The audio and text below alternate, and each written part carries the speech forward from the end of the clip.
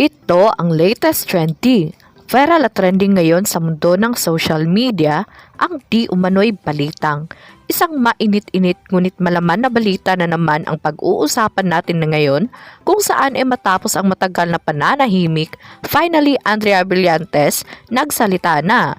Ito nga ay matapos lumabas ang balitang siya daw di umano ang dahilan kung bakit naghiwalay ang isa sa tinitingala at pinag-uusapang love team ngayon sa mundo ng showbiz na walang iba kundi ang Katniel or Catherine Bernardo at Daniel Padilla. Ito ang mainit na balitang pinuputakti ngayon ng samot-saring komento mula sa marami sa ating mga kababayang Pilipino. At marami nga sa kanila ngayon ang hindi napigilan ang kanilang sarili na maglabas ng kanilang hinaing at komento sa mundo ng social media. Pero bago ang lahat mga ka-trendy, kung hindi pa kayo nakapag-subscribe sa aking channel, please click subscribe and hit the notification bell para lagi kang updated sa latest trending na balitang i-upload namin.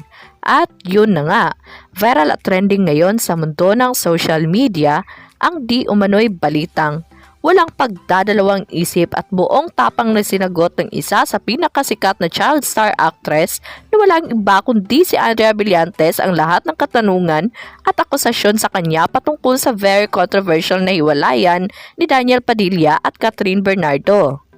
Pinasag niya ang katotohanan na siya namang hindi matanggap-tanggap ng marami sa mga Katniel fans dahil ayon sa kanila ay si Andrea Brillantes daw di umano talaga ang dahilan ng pagkasira ng ilang taong relasyon ni Daniel Padilla at Catherine Bernardo. Dito na pumasok ang issue patungkol kay Daniel Padilla at Andrea Brillantes na di umano'y palihim na nagkikita ang mga ito. Napatunayan nga ng mga netizens na sa bansang Spain pala sila nagkikita noon at dito din daw nahuli ni Catherine Bernardo umano na magkasama si Daniel at Andrea sa isang motel.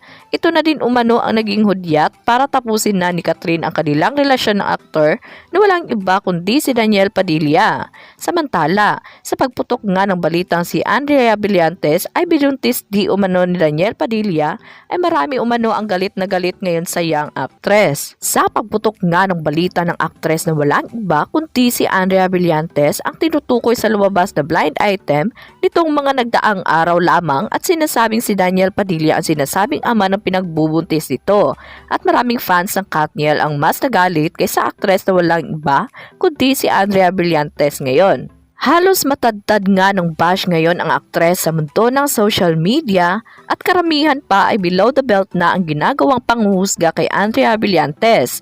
Hindi naman nga masisisi din ng fans ng Katniel dahil sa pangaagaw na ginawa ni Andrea Brillantes kay Daniel Padilla sa longtime girlfriend nito na walang iba kundi si Catherine Bernardo. Binasag niya ang katotohanan na siya namang hindi matanggap-tanggap ng marami sa mga Katniel fans dahil ayon sa kanila ay si Andrea Brillantes daw di umano talaga ang dahilan ng pagkasira ng ilang taong relasyon ni Daniel Padilla at Catherine Bernardo.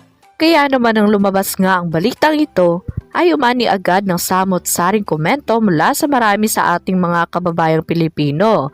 At marami nga sa kanila ngayon ang hindi napigilan ang kanilang sarili na maglabas ng kanilang hinaing at komento sa mundo ng social media.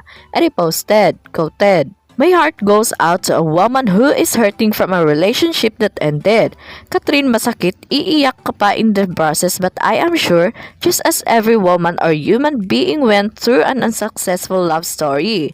God is near, He sees every tear and hurt. Allow time and God to heal you. And if you are once again ready, ask from the Lord the right one for you. You deserve it, girl.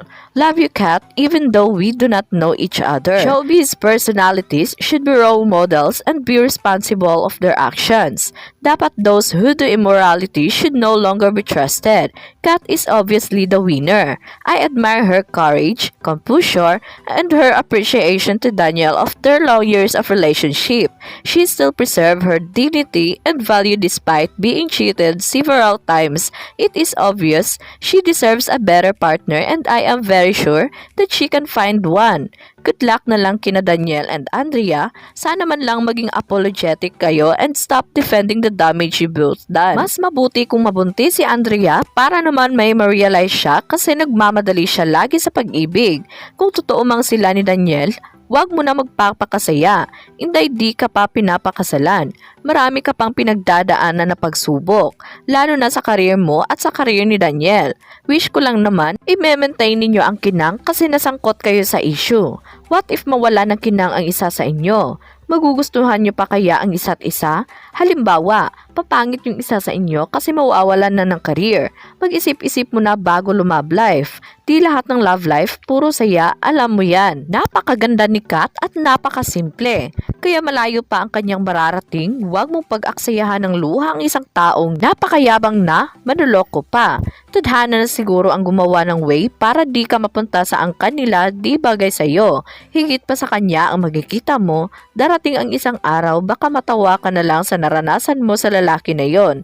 Dapat nga matuwa ka, Katrin, at huwag manghinayang na nawala siya sa'yo kasi nakakagala ka na sa pamilyang magulo at di ka dapat sa angkan na yon. Kath, you are such a wonderful, beautiful woman and a great actress, and you are a very sweet person. So you don't need the kind of love from Daniel because it's not a real.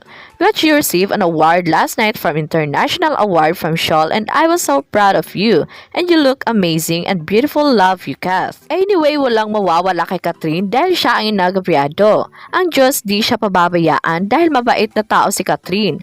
Wala naman siyang ginawang di maganda sa relasyon nila at tunay na pagmamahal ang meron sa kanya. Praying for move on kay Kat. Mahal ka ng Diyos kaya nilihis ka sa mga taong peke at di marunong magmahal. Taas puso kang minamahal ng taong bayan. Dati gusto gumawala ni Daniel sa relasyon nila ni Kat. Marami siguro siyang crush sa showbiz na di niya kayang i-flirt kasi na relationship sila ni Kat at inalagaan ang career. Ngayon na pinakawalan siya ni Katrin, parang nag-aalinlangan naman siya. Kala niya siguro na laos na si Katrin at siya ang mas malakas. Nahimasmasan nung nakita niya na mas nakuha ni Katrin ang support at sympathy ng tao. If there is just this third-party issue with Katniel, I feel for Katrin. She invested her time, love, and loyalty and what she got in return is unforgivable. It's not just Katrin. It is also Katrin's family who treated Daniel as a son and Katrin's mom who also looks after Daniel. It is sad that this happened to Katrin being this is not the first time. Loyalty is important to Katrin. In one of her interviews, she mentioned that loyalty means contentment. Be contented with what you have. Bakit pa maghahanap ng iba? As sad as it is, maybe they are not meant to be. Katrin deserves a man who will treat her right, will not control her, respect her, and love her unconditionally and will be faithful to her. Marami ang nag-aabang for her to be single again. Daniel does not deserve Katrin's love and loyalty. At yun na nga mga ka-trendy. Kung kayo ang tatanungin, ano ang masasabi nyo sa video na ito? Huwag kalimutang mag-iwan ng komento sa baba para malaman ko kung ano ang naging reaction mo sa latest at trending na balitang ibinahagi namin. Maraming salamat po.